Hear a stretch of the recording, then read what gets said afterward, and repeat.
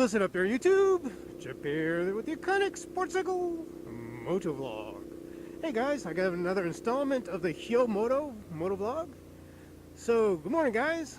Here we go. We're showing up on the river road and check out this beautiful sunrise, guys. Check that out, huh? Wow.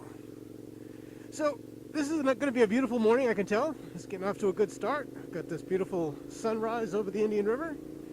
So it was about I guess about a week ago, maybe a week and a half or so ago, I started the Hyosung USA Facebook page. So it's a Facebook group actually, and put it out there that I started a page to unite the Hyosung owners in the United States, help us to get together to brainstorm a little bit, and maybe put some ideas together to help make our little community better. I put out some, let's see, you get the opportunity to invite some of your friends when you start a Facebook group.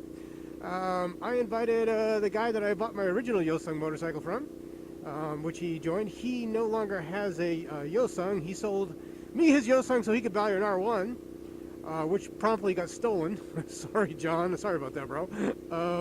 The other thing is my wife joined because, hey, my wife... I will say not only, well, let's just say she encourages or enables my addiction for Hyosung motorcycles. She tolerates it, let's just say. And so she joined the group. And also, yesterday I had my first generic person sign up for the group. His name's Brad. He's from Indiana.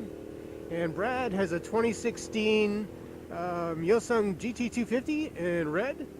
And I think that's a great bike. I did a review on one of those a while back. I got a chance to go to Georgia and ride one. As a matter of fact, it was a 2016 and it was red. So, I've had the experience on that bike.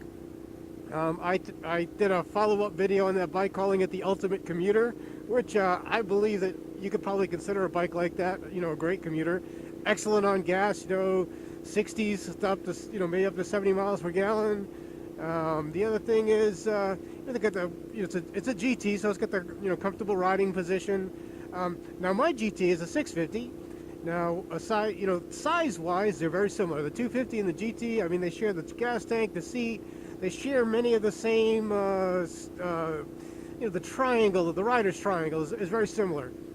So the riding position is the same, so forth and so on. Look at that, guys! Isn't that beautiful? But the other thing is, it's on a different frame, of course, different motor, a little bit different tire size, but yeah, overall, very similar looking and feeling motorcycles.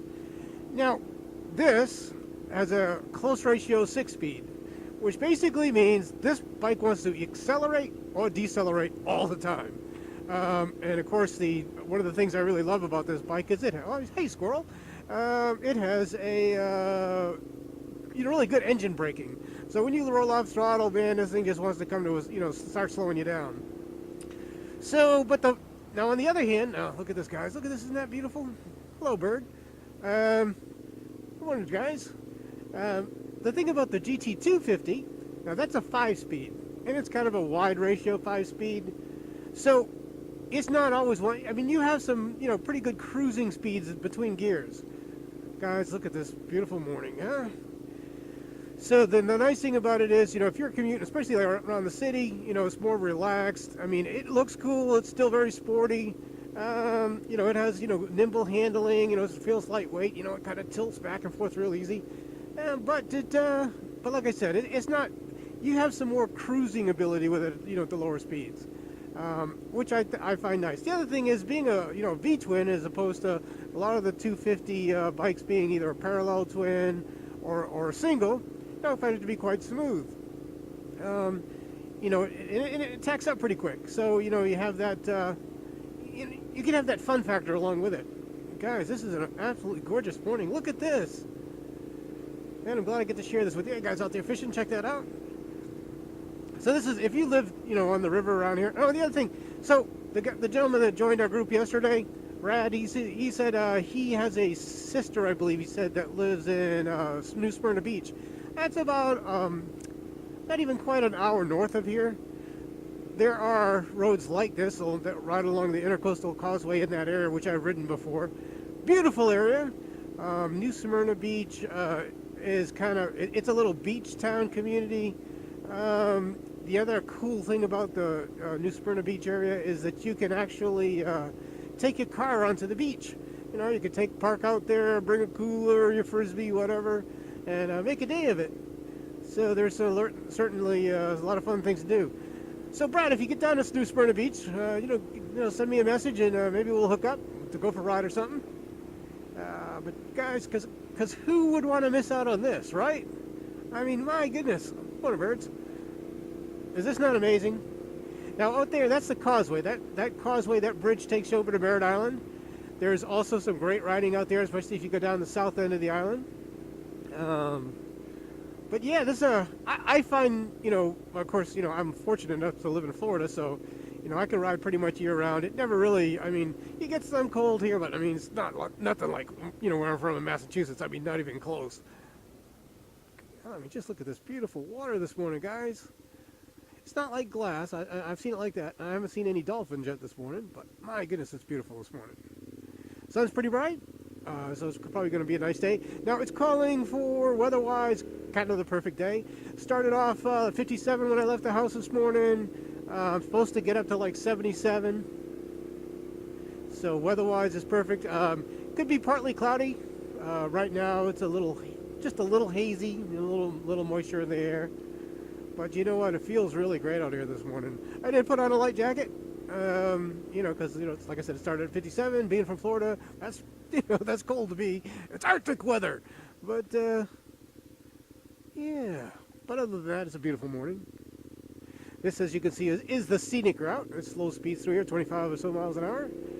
But it's worth taking your time. It's worth enjoying the ride. Now, I am actually on my way to work. And you're probably wondering, wow, that's a nice way to work. I'm actually going in the wrong direction. So the days I take my bike, I actually kind of do a little detour. You know, I kind of head down towards the river. I head away from work. And then when I get far enough away that I know it's going to be time to head back, I turn around and head back. So it's kind of like my routine. I kind of got it down to a science. Take the same route or same, you know, path pretty much every time. But I find it pleasant. I mean, geez, who wouldn't want to wake up to this? Who wouldn't look at this and go, man, what a great day. What a great way to get your day started. I mean, look at that. So, and I want to welcome Brad to our Hyosung owners group. The reason I started the group, again, is because, you know, in the United States, the Hyosung product isn't really very popular just yet. I'd like to see that change. These are excellent motorcycles. I had an SV650 Suzuki. Of course, this is the forerunner of that. This is the prototype.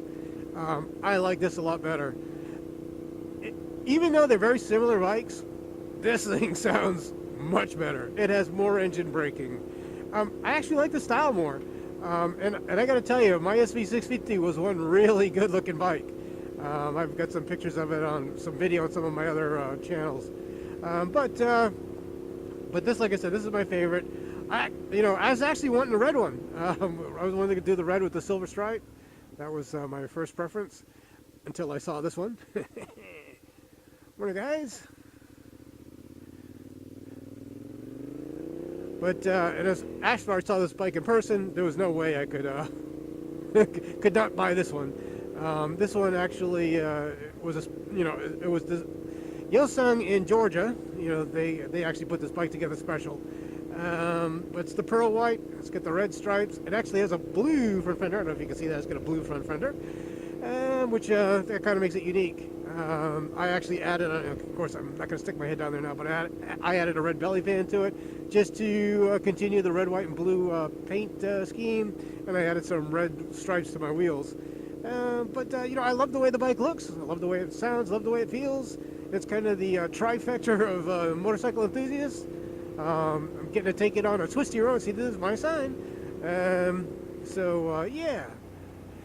So, guys, again, this is Chip from the Iconic Sports Cycle Motovlog. Dudes, I'll be talking to you real soon. Bye.